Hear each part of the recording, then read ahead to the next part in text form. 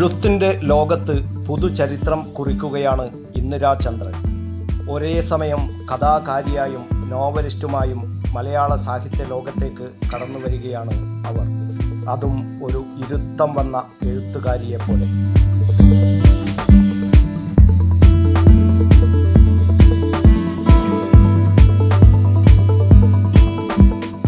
ഇന്ദിരാ ചന്ദ്രൻ എഴുതിയ നിഴലും നിലാവും, തിരശീല ഉയരുമ്പോൾ എന്നീ പുസ്തകങ്ങൾ പ്രകാശിതമാവുകയാണ്. ഇതിൽ നിഴലും നിലാവും കഥാസമാഹാരവും, തിരശീല ഉയരുമ്പോൾ നോവലുമാണ്.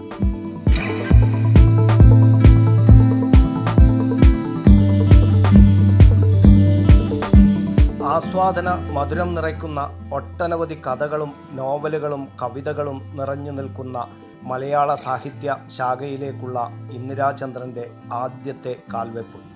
നിഴലും നിലാവും എന്ന കഥയിൽ 15 കഥകളാണുള്ളത്. പേരുപോലെ സങ്കടവും സന്തോഷവും ഇടകലർന്ന ജീവിതത്തിൻ്റെ സാന്നിധ്യമറിയിക്കുന്ന ധന്യമായ കഥകൾ. കാലത്തെയും ലോകത്തെയും ജീവിതത്തെയും ഹൃദയഭാഷ കൊണ്ട് വരച്ചുവെക്കുന്ന കഥകളാണ് നിഴലും നിലാവും. അവർ സ്വപ്നം കാണുകയാണ് തുടങ്ങി ഗെറ്റ് ടുഗദർ വരെയുള്ള 15 കഥകൾ. ഓരോ കഥയും ജീവിതത്തിൽ നിന്നും അതിൻ്റെ പരിസരങ്ങളിൽ നിന്നും പച്ചയോടെ ആവിഷ്കാരത്തിൻ്റെ ഉണ്മയെ ചേർത്തു പിടിച്ചവയാണ്. വായനയെ ഒട്ടും മുഷിപ്പിക്കാത്ത ആഖ്യാന രീതിയും കാവ്യാത്മകവുമായ ഭാഷയുമാണ് ഈ കഥകളെ സവിശേഷമാക്കുന്നത്.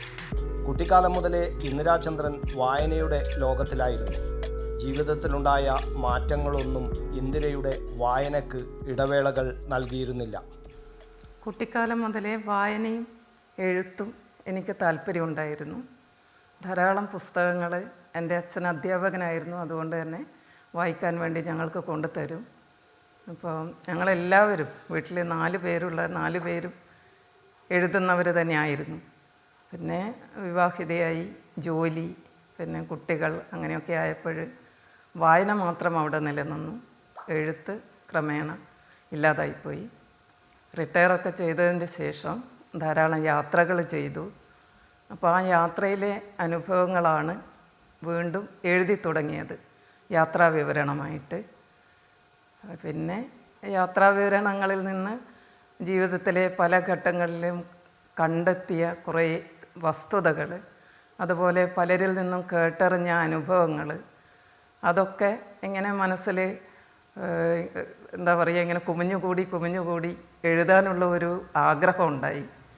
അപ്പോൾ എൻ്റെ കുടുംബവും എന്നെ അതിന് പ്രേരിപ്പിച്ചു. മക്കളായാലും പിന്നെ ഹസ്ബൻഡ് പറഞ്ഞിട്ടാണ് ഞാൻ ആദ്യം തന്നെ ഒരു യാത്രാ വിവരണം എഴുതിയിട്ട് സോഷ്യൽ മീഡിയയിലിട്ടത്. അപ്പോൾ അതിന് നല്ല പ്രതികരണമാണ് വായനക്കാരിൽ നിന്ന് ലഭിച്ചത്. സമതലങ്ങളിലൂടെ ഒഴുകുന്ന പുഴയെന്നാണ് പ്രശസ്ത സാഹിത്യകാരൻ ഡോക്ടർ ജോർജ് ഓണക്കൂർ ഇന്ദിരാ ചന്ദ്രൻ്റെ നോവലിനെക്കുറിച്ച് പറഞ്ഞത്. തിരശീല ഉയരുമ്പോൾ എന്ന നോവലിൻ്റെ അവതാരിക എഴുതിയത് ജോർജ് ഓണക്കൂറാണ്. പേരുപോലെ തന്നെ ആദ്യ നോവലിലൂടെ ഇന്ദിരാ ചന്ദ്രൻ മലയാള സാഹിത്യ നഭോമണ്ഡലത്തിലേക്കുള്ള തിരശീല ഉയർത്തിക്കഴിഞ്ഞു.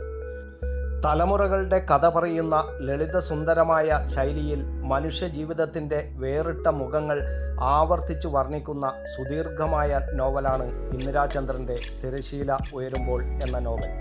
അനുഭവങ്ങളും കാഴ്ചകളും വിഷയങ്ങളായി മുന്നിൽ തെളിയുമ്പോൾ വിഷയദാരിദ്ര്യം അനുഭവപ്പെടുന്നേയില്ല.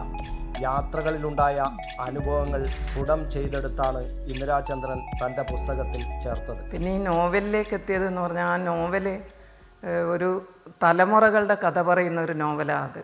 അത് ഒരു തലമുറയിൽ ഒതുങ്ങുന്നില്ല. നമ്മുടെ ഈ ഒരു തലമുറ, ഇതിന് തൊട്ട് മുന്നത്തെ തലമുറ, അതിനു മുമ്പിലുള്ള ഒരു തലമുറ, യാതൊരു സൗകര്യങ്ങളും ഇല്ലാതിരുന്ന ഒരു കാലഘട്ടത്തെക്കുറിച്ച് വളരെ ഭംഗിയായി ആ കാലഘട്ടത്തിലെ സംഭവങ്ങളും കഥകളും ഒക്കെ എൻ്റെ അച്ചമ്മയും അച്ചപ്പനും ഒക്കെ സംസാരിക്കുന്നത് ഞാൻ കേട്ടിട്ടുണ്ട്. ഒരുപക്ഷെ ആ സംഭവങ്ങൾ എൻ്റെ മനസ്സിൽ നിന്ന് ഒരു കഥാരൂപത്തിൽ, ഒരു നോവൽ രൂപത്തിൽ വന്നതാവാം ഈ നോവലിലെ കുറേ ഭാഗങ്ങൾ. പിന്നെ അവിടെ ഇവിടെയും ഒക്കെ കേട്ട് അറിഞ്ഞിട്ടുള്ള അനുഭവങ്ങൾ. പിന്നെ അതിലെ സംസാര ഭാഷ, നല്ല ഗ്രാമ്യ ഭാഷയൊക്കെ വരുന്നുണ്ട് നോവലിൽ. ആ ഭാഷയൊക്കെ ഞാൻ കേട്ട ഭാഷകൾ തന്നെയാണ്, നാട്ടിൻ പുറത്ത് കേട്ട് വളർന്ന ഭാഷ. സമൂഹ മാധ്യമങ്ങളിൽ എഴുതി തുടങ്ങിയതാണ് ഇന്ദിരാചന്ദ്രൻ. പിന്നീട് അത് പുസ്തക രചനയിലേക്ക് വഴിമാറി.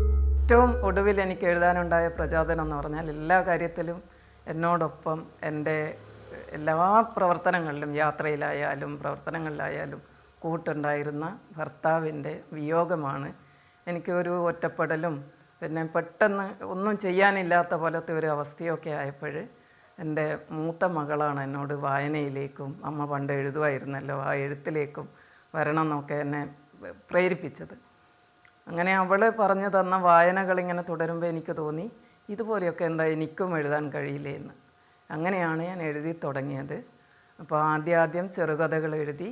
ആ ചെറുകഥകൾക്ക് നല്ല പ്രതികരണം കിട്ടി വായനക്കാരിൽ നിന്ന്. സോഷ്യൽ മീഡിയയിലാണ് അവ പ്രസിദ്ധീകരിച്ചിരുന്നത്. ഹൈസ്കൂൾ അധ്യാപികയായി ഔദ്യോഗിക ജീവിതം ആരംഭിച്ച ഇന്ദിരാചന്ദ്രൻ മികച്ച അധ്യാപികയ്ക്കുള്ള സംസ്ഥാന സർക്കാരിൻ്റെ അവാർഡ് നേടിയിട്ടുണ്ട്. അധ്യാപികയിൽ നിന്ന് സ്ഥാനക്കയറ്റം ലഭിച്ച് AEO, DEO, വിദ്യാഭ്യാസ ഡെപ്യൂട്ടി ഡയറക്ടർ എന്നീ തസ്തികകളിൽ സേവനമനുഷ്ഠിച്ച ഇന്ദിരാചന്ദ്രന് മികച്ച വിദ്യാഭ്യാസ ഓഫീസർക്കുള്ള ദേശീയ അവാർഡും ലഭിച്ചിട്ടുണ്ട്. തിരുവനന്തപുരത്ത് DPI ഓഫീസിൽ ഡെപ്യൂട്ടി ഡയറക്ടർ ഓഫ് എഡ്യൂക്കേഷൻ എന്ന പദവിയിലിരിക്കെയാണ് വിരമിച്ചത്. വിരമിച്ചതിന് ശേഷമാണ് പൂർണ്ണമായും എഴുത്തിൻ്റെയും വായനയുടെയും യാത്രകളുടെയും ലോകത്തേക്ക് ഇന്ദിരാചന്ദ്രൻ വഴിമാറിയത്. വായനയുടെയും എഴുത്തിൻ്റെയും പാരമ്പര്യം നിലനിർത്തുന്ന ഒരു കുടുംബ പശ്ചാത്തലമാണ് ഇന്ദിരാചന്ദ്രൻ്റേത്. നാട്ടുകാരൊക്കെ ഗുരുതുല്യനായി ബഹുമാനിച്ചിരുന്ന ഒരാളായിരുന്നു ഇന്ദിരാചന്ദ്രൻ്റെ പിതാവ് KV കുഞ്ഞിരാമൻ നമ്പ്യാർ. അധ്യാപകനായിരുന്ന പിതാവ് തന്നെയാണ് വായനയുടെയും എഴുത്തിൻ്റെയും ലോകത്തിലേക്ക് കൈപിടിച്ച് കയറ്റിയത്. വിദ്യാഭ്യാസ കാലഘട്ടത്തിൽ തന്നെ സ്കൂൾ മാസികകളിൽ കഥ, കവിത, ലേഖനം എന്നിവ എഴുതിയിരുന്നു. സ്കൂൾ തല മത്സരങ്ങളിലും ഇന്ദിരാചന്ദ്രൻ പങ്കെടുത്തിരുന്നു. ഭർത്താവ് ചെങ്ങാട്ട് രാമചന്ദ്രൻ്റെ അകാല വിയോഗം ഇന്ദിരാചന്ദ്രൻ്റെ ജീവിതം ഇരുട്ടിലാക്കി. മക്കളുടെയും സഹോദരങ്ങളുടെയും നിരന്തരമായ ഇടപെടലുകളാണ് ഇന്ദിരാചന്ദ്രനെ അതിൽ നിന്ന് കരകയറ്റി എഴുത്തിൻ്റെ വഴികളിലേക്ക് തിരിച്ചത്. നമ്മളെല്ലാവരും ചേച്ചി പറഞ്ഞതുപോലെ തന്നെ 4 പേരാണുള്ളത്. 4 പേരും ഈ സാഹിത്യ രചനയിൽ ചെറുപ്പം മുതലേ വൈഭവം കാട്ടിയവരാണ്. കോളേജ് തലത്തിലും സ്കൂൾ തലത്തിലെല്ലാം സമ്മാനങ്ങൾ വാങ്ങിയിട്ടുണ്ട്.